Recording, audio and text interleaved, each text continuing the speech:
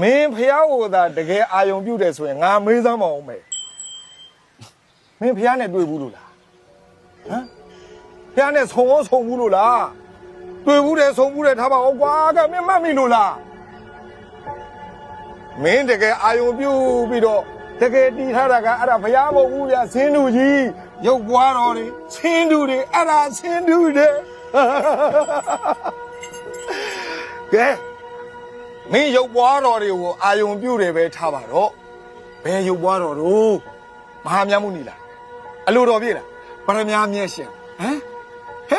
အဲ့ဒီဆင်းတူတွေရောတဆူနဲ့တဆူရောတူရဲ့လားမင်းမြဲမြဲမှတ်ထားပုံတော်ကိုအာယုံမပြုတ်ရဘူးဒါမှတွေ့လားဂုံတော်ကိုအာယုံပြုတ်ရတယ်အရဟံ1500ကိလေသာတို့မှဝေးကွာတော်မူသောမြတ်စွာဘုရားအရဟံ